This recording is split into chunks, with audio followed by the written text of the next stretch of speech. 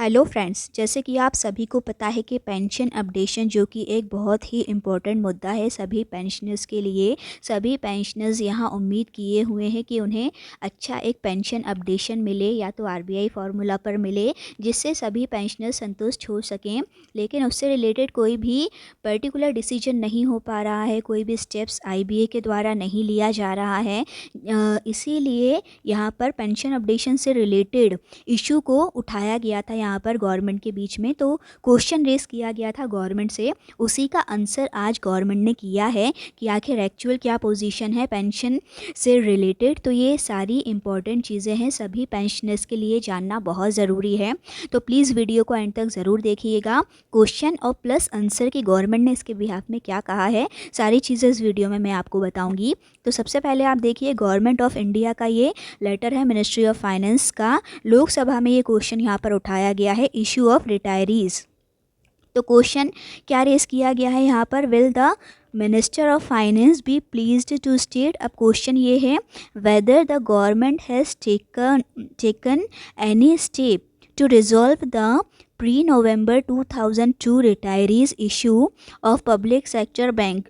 एक तो उनसे जैसे कि अप्रूवल के लिए बोला गया था 2002 के जो पहले के रिटायरीज़ हैं उनके लिए 100% डीए न्यूट्रलाइजेशन के लिए, उसकी क्या पोजीशन है, पहला तो ये जानना चाहते हैं।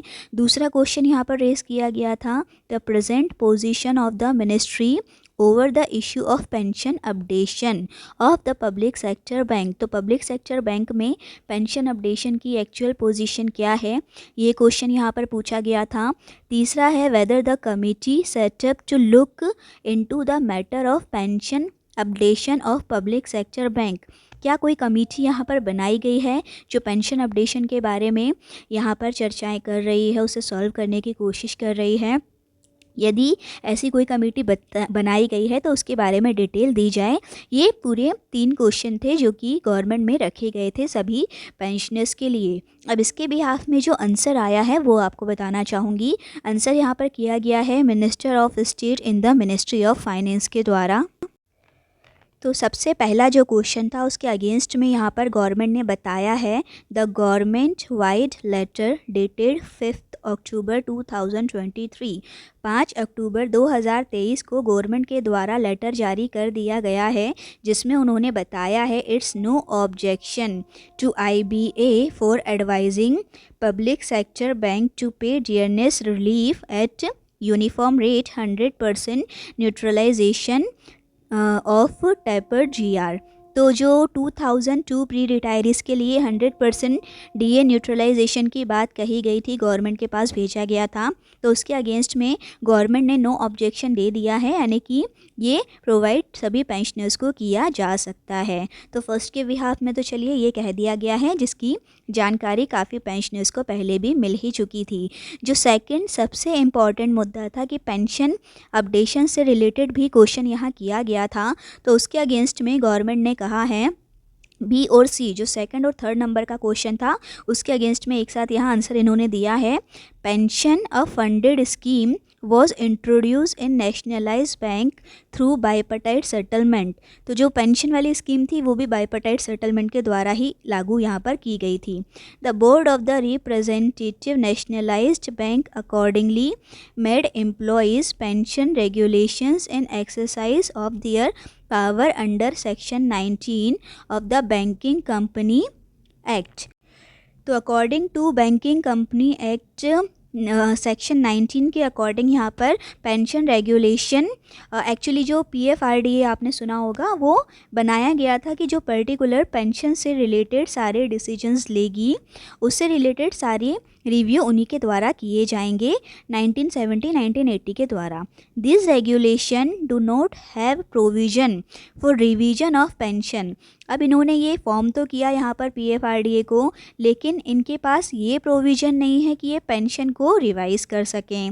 हाउएवर तो भी pensioners of bank are being granted DR, उसके बाद भी यहाँ पर पेंशनर्स को एटलीस्ट डीआर दिया जा रहा है on pension and same is being increased from time to time, in example on half yearly basis. तो जैसे कि इनका कहना ये है कि पेंशन रेगुलेटरी जो बनाया गया है वो पेंशन के सारे इश्यूज़ को रिज़ॉल्व करता है। इसके बाद भी अलग से उन्हें कोई प्रोविज़न नहीं है कि वो पेंशन में कोई रिवीजन कर पाएँ, बट उसके बाद भी गवर्नमेंट का कहना ये है कि डीआर उन्होंने यहाँ पर सैंक्शन किया है सभी पेंशनर्स को और उसे टाइम टू टाइम रिवाइज़ भी किया जाएगा। तो सिर्फ इतना ही फ़िलहाल पेंशनर्स के लिए गवर्नमेंट की तरफ से किया जा सकता है।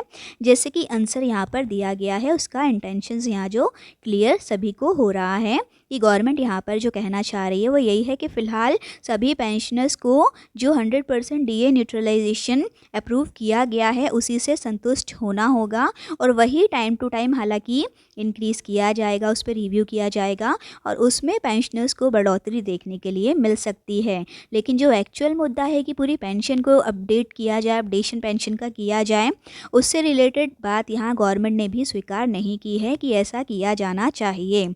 As per IBA, the committee set up to look into the matter of pension updation of public sector bank। हालांकि IBA ने यहाँ कमेटी बनाई हुई है पेंशन अपडेशन से रिलेटेड पब्लिक सेक्टर बैंक के जितने भी पेंशनर्स हैं उनके लिए, और उन्होंने अपनी रिपोर्ट भी यहाँ पर ऑनरेबल सुप्रीम कोर्ट में सबमिट की है।